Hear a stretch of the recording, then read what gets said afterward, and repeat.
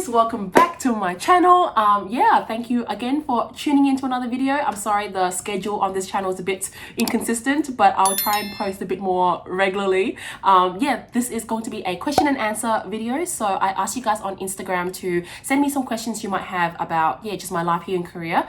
And if you haven't already, please follow me on Instagram. I'll tag myself here. But yes, let's be friends over on that. I do post a lot more often and consistently on that platform. But without further ado, let's get into the questions. The first one we have today is, what do you do for work? So I assume this person's asking what I do for work here in Korea. But back home in Melbourne, I was a graduate of architecture. But in Korea, I teach English. I am an English teacher for kindergarten to kind of middle school age students, like early high school kids. So I teach at a hagwon, which is like a private English kind of tutoring academy institution thing that the kids go to after school. So that's where I work.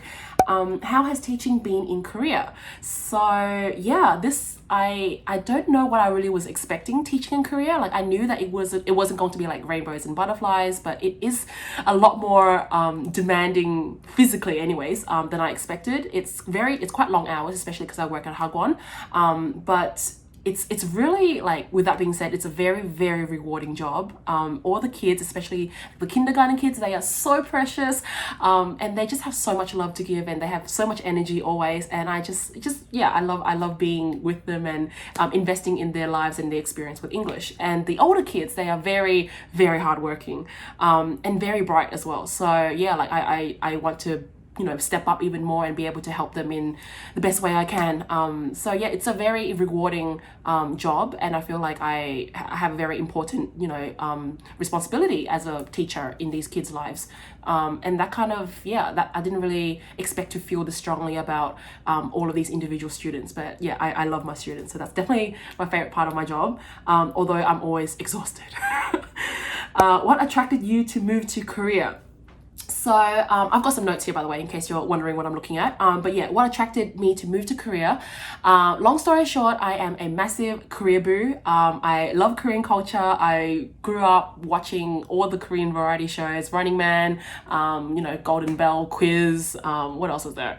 All the mask singing shows, just all the stuff. I love my Korean dramas, and I am also a massive K-pop fangirl. Surprise. Shout out to VIX if you know them, my boys. I love VIX. They are my ultimate biased group. I am a massive Starlight. I just love all the Korea things. But also I've had a lot of privilege to travel to Korea pre-COVID many times. And one of my most memorable trips and most recent trips was to Korea by myself. And that was the first time I ever traveled alone. And that just really gave me a taste of, being in this beautiful country on my own. And I made a lot of friendships during that trip that I am still in contact with, and I have grown to become one of my greatest friends groups here in Korea now. I knew that I wanted to come back and live here long term, and build those friendships and see Korea in a way that was beyond just being a tourist. I wanted to live here for at least a while, so here I am. How did you move to Korea in detail? Oh my god, I feel like I need to do a whole separate video just on how I moved here, but lots of paperwork, lots of dodging and jumping hurdles, and with Australia we have a travel ban in place, so just having to work through that whole process and getting a travel exemption. But basically I had to get to be qualified to teach English in Korea and many other countries, you need to be a citizen from one of the kind of approved English speaking countries, Australia being one of them, fortunately, have a university degree in any field in that country, and you're good to go. I tried to set myself up a bit better for more job opportunities, so I did get a TEFL certificate, which is kind of like a qualification that like a diploma kind of thing that you get just to make you a bit more differentiate you a little bit more from just those that don't have it, especially because I don't have a background in teaching. That was just to make myself feel more comfortable, and so that took me about 6 months. I got that. I started looking for jobs, went through a lot of interviews, landed with my current one, which I am so stoked about. Worked out the visa process, and then with all of that in hand, I then went to what do you call it, border security people, and I had to like get a travel exemption to leave the country. And basically you're allowed to leave the country if you can prove that you're like leaving for good, or at least you're aware of the implications of of COVID and how difficult it might be to come back. So and my compelling reason being I had employment in Korea, and I had reason to leave for more than 1 year. So yeah, they let me go once I proved all that. I had to kind of like sign my name, like sign my life away, like don't come back kind of thing, or like yeah, just make sure this is what you're doing. So I said yes, I really want to go. They let me go, and yeah, that's how I moved to Korea. Oh, and once I arrived I had to quarantine for 2 days, not 2 days, 2 weeks.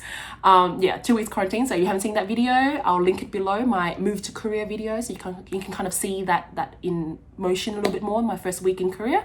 But yeah, it was a lengthy process. I would say that from the moment I started my TEFL certificate, that took me 6 months, and then the job application maybe another 6 months to I think eight months, and then like the final paperwork, that was another 3 months. So it was like a good year and a half of preparation to finally arrive in Korea. I'll probably do a more thorough video on that and exactly what steps I took. If you're interested, let me know, and I might film that in the future. How long do you plan on living in Korea?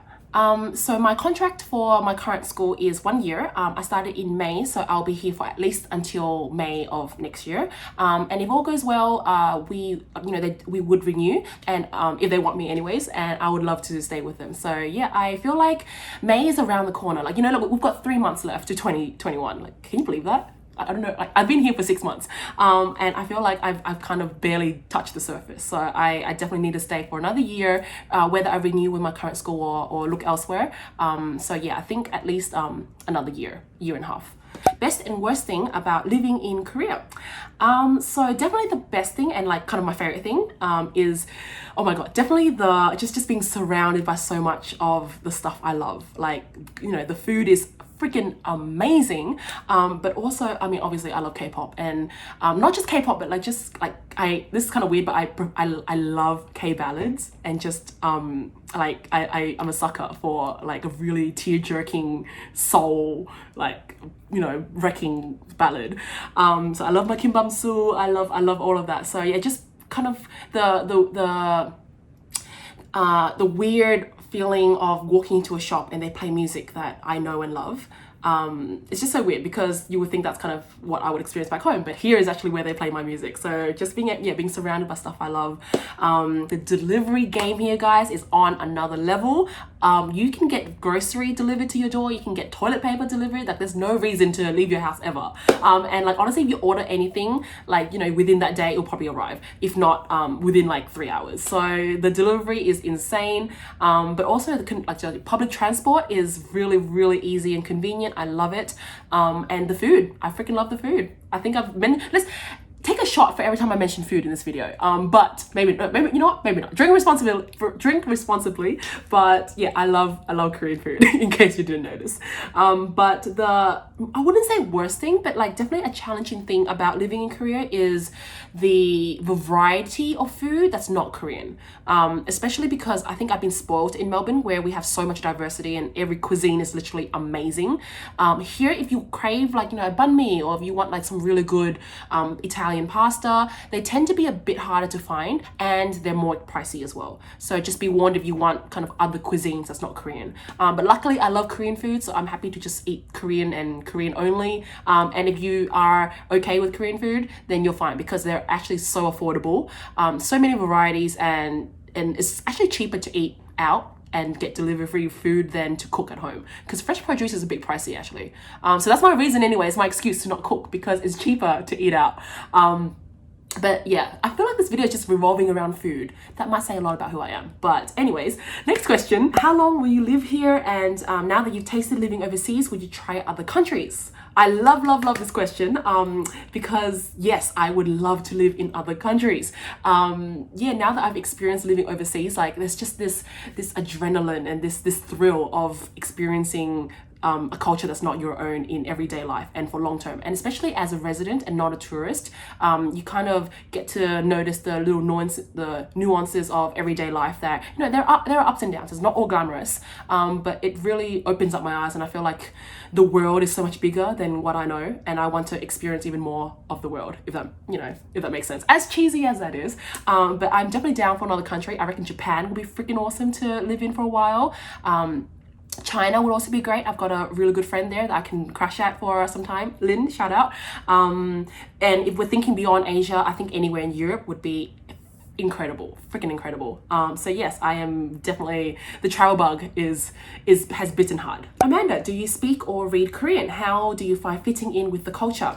So I do speak a little Korean. I don't know if you even consider what I speaking, but I can read Hangul. It's actually the easiest alphabet to learn, so I highly recommend, if you've got 2 hours to spare, learn Korean alphabet. The thing is, I can read, and you probably can too after 2 hours, but I don't understand most of what I'm reading, which is the problem. I've got quite a bit of vocab, but they're all kind of just like scattered, and I can't form sentences. So that's my level of Korean there. I can introduce myself and maybe have like basic conversation with a toddler, but that's about it. I am hoping to improve though, because I am starting Korean lessons starting next week. I'm so excited. Yeah, so hopefully I met my teacher today, and yeah, she's amazing. She seems really lovely, and I'm going to be just doing casual one-on-one like conversation lessons every Saturday for like a while. We'll see how that goes. But yeah, I just really felt that I needed something a bit more structured for my Korean kind of language skills, because at my job I'm not speaking Korean, and I'm not really getting a lot of opportunity to practice it in my everyday life either. So yeah, I really want to improve. So hence I'm going to start lessons soon. So yes, stay tuned for that. I'm really excited. And for the second part of the question was, how do I find fitting in with culture? And I can say quite like, I think I've been really blessed, but I feel like I've been given a very lucky hand, and I've been very fortunate with my allocation with my school and my apartment, and kind of settling into my position, and you know, into this country. I've had it very easy and very I've been eased in very nicely, and with the culture, I think everyone's been very patient with me, everyone that I've encountered anyways, and when there has been mishaps, they've been really quick to understand and know that I'm a foreigner. So yeah, I would say that everything's been quite lovely, and I'm very blessed, thank you God. How have you been able to meet new friends in this pandemic? So very good question, because I don't think I've met many new friends per se. A lot of my friends now are friends I've made or I've had previously from my previous travels to Korea, and yeah, they've introduced me to their friends, and a lot of the time my friends now are friends from work. So Kim, one of my closest friends here, she's a colleague of mine. The friends that I made previously, they were from language exchange meetups. So that's one of the kind of best ways I would suggest you to make friends when you're overseas, is to go to language exchanges. And a lot of my friends now are from those, and I can't wait to attend more when they open up again. So yeah, go-to food in Korea. So go-to food in Korea, I feel like I talked about food so many times in this video, but here we are again, food. I love this topic, but I would say go-to as in what I eat the most often, but also what I enjoy the most. And the answer to both of those questions are fried chicken.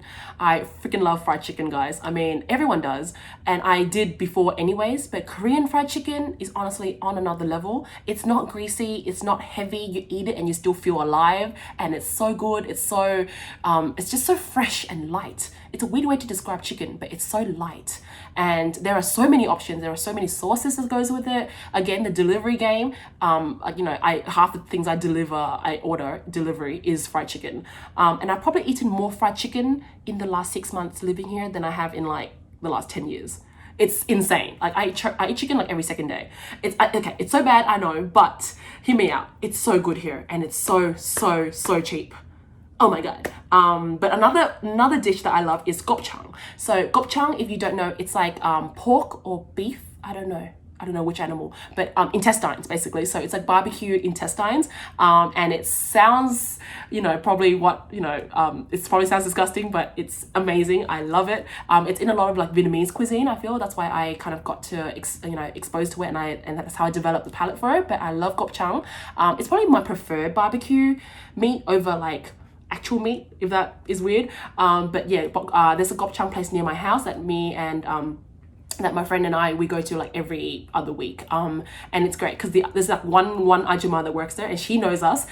Like the moment we walk in, she knows our order, and there's always like, you know, a few soju's in there, and by the end of the night, I'm professing my love to everyone that I meet, and it's always a good time. So that's my go-to gopchang joint. And in general, food wise, Korean fried chicken is yeah, the fave. I love it. Last question: are you happy? Oh, this is so cute. I am happy. Thank you so much for asking. I hope you are too. But I'm really blessed to be able to say that I am quite content with where I am right now. Obviously, there are still a lot of things that I can't do and I have yet to be able to do because of the pandemic, but I'm glad that I made the decision to move when I did. And I feel like, you know, life is too short to kind of be restricted and held back because of a pandemic. So if you want to move to another country to do something that's completely different to your university degree, I highly recommend that you do. And yeah, I don't regret it, and I'm so excited for all the adventures that are to come. So I am content, and I'm excited for the next chapter. So with that being said, I hope you enjoyed this video. I hope you got to know me a little bit more, and just kind of what I do in my time here in Korea. So yeah, I hope that you're taking care, and I'll see you in the next video. Bye.